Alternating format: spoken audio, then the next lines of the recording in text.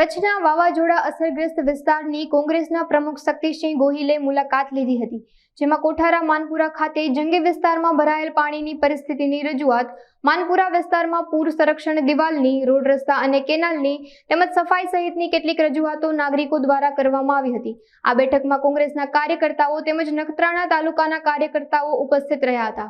માંડવી તાલુકામાં માંડવી શહેર, ગ્રામીણ વિસ્તાર અને ખેડૂતો સાથે પણ અલગ મીટિંગ કરીને બધાને મળ્યો। ખૂબ મોટા પાયે આપણા કચ્છમાં નુકસાન થયું છે। આજે હું અબડાસા વિસ્તારમાં છું, કોઠારા ખાતે અત્યારે અહીંયા છીએ।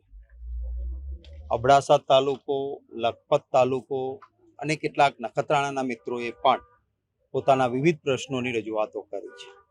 થોડીક સાવચેતી રાખી હોય તો લોકોને મુશ્કેલી ના પડે એવી સ્થિતિ છે। જેમ કે કોઠારામાં અગાઉ કલેક્ટરશ્રી અહીંયા આવીને ખાતરી આપીને ગયા હતા કે જે તળાવમાંથી પાણી નીકળ્યા પછી ઓગનમાં જવું જોઈએ અને બહાર જાય છે પાણી, એ પાણીના રસ્તા ઉપર મોટું નાળું બનાવે, બ્લોક બનાવીને, તો પાણીનો રસ્તો થઈ જાય તો કોઠારામાં લોકોને મુશ્કેલી ના પડે। એ જ રીતે એ જ પાણી પાછું આગળ અહીંયા રોડ ઉપર આવે છે, જ્યાં આગળ પણ એની વ્યવસ્થા પાણીના નિકાલની થવી જોઈએ। કોઈ મોટી વાત નથી। જો આટલું કામ તંત્રએ કરી કાઢ્યું હોય તો લોકોને અહીંયા ગળા સુધીના પાણીમાં હેરાન ન થવું પડ્યું હોત।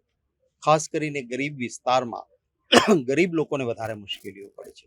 મને અબડાસા તાલુકાની એક એવી પણ રજૂઆત મળી છે કે જેમને નુકસાન ગયું છે, ઘર પડ્યું, એમાં કહે છે અહીંયા ગજિયા મૂકીને જે મકાનો બનાવે છે, જો સિમેન્ટથી બનાવેલું હોય પડે તો જ રાહત માટેનું ફોર્મ ભરાવાનું, સીધા ગજિયા મૂકીને કાચું મકાન બનાવેલું હોય ને પડે તો એને રાહત નહીં આપવાની।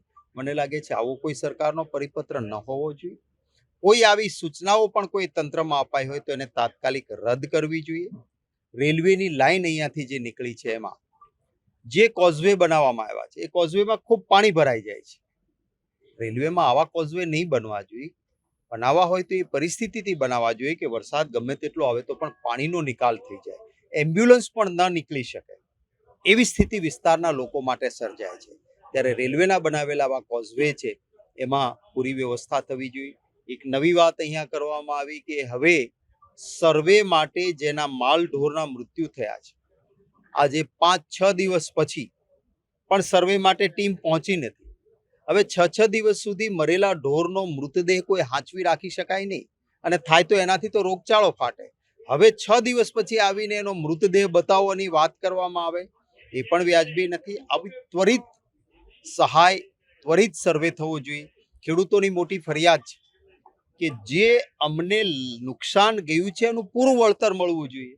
હવે અહીંયા આપણે જમીન ટોચ મર્યાદા મુજબ 51 એકર સુધી કે 52 કે 56 એકર સુધીની જુદા જુદા વિસ્તારો માટે અલગ અલગ ગાઈડલાઈન હોય, અને ખેડૂતને માત્ર 2 હેક્ટરની જ નુકસાની આપવાની, આ તો મશ્કરી સમાન છે। જેની જેટલી ખેતી એનું એટલું મોટું નુકસાન, એની પૂરી ખેતી પ્રમાણે એને નુકસાની માટે વળતર આપવું જોઈએ। જે વૃક્ષોની ખેતી કરે છે એમાં દાડમ, આંબા, ખારેક, આ એવા વૃક્ષો છે કે જેને લાંબી જહેમત પછી ઉછેરવા પડે, સર્વેમાં એનો સમાવેશ નથી થતો એવી પણ ફરિયાદો આવી છે।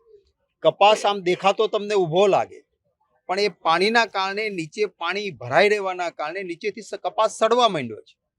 તો જ્યારે સર્વે કરવા ટીમ જાય ત્યારે આ વાસ્તવિકતા જોવી જોઈએ કે તમને દેખાય ઊભો લીલો કપાસ, પણ એ થોડા દિવસમાં જ સુકારો થઈને સાવ એ કપાસ મૃત્યુ પામવાનો છે, એમાંથી 1 રૂપિયાની આવક નથી થવાની। એ જ એરંડાની હાલત છે, એ જ તલની હાલત છે, એ જ બીજા પાકોની હાલત છે। તો માનવતાના ધોરણે પૂરું વળતર મળે આ ખાસ જરૂરી છે। અમારો પ્રયત્ન એ જ છે ને એટલા માટે જ હું અહીંયા રૂબરૂ આવ્યો છે કે ન્યાય મળવો જોઈએ। સરકાર કોઈ પણ પક્ષની હોય એની આ જવાબદારી બને છે। કોંગ્રેસ પક્ષની સરકાર હતી, 82માં વાવાઝોડું આ જ પ્રકારનું આવ્યું હતું। જે વિસ્તારોમાં તમે જુઓ આજે ભુજાવદર, સમઢિયાળા કે જુનાગઢના એ વિસ્તારો, જેનું જે નુકસાન ગયું ને જેટલું નુકસાન ગયું એ સરકારે ભરપાઈ કર્યું। આજની આ ભારતીય જનતા પાર્ટીની સરકાર લીફાફોફી કરે છે। અમારો પૂરો પ્રયત્ન અને દબાણ રહેશે કે માનવતાના ધોરણે પૂરેપૂરી સહાય કચ્છી માડુઓ મુશ્કેલીમાં છે એને આપવી જોઈએ।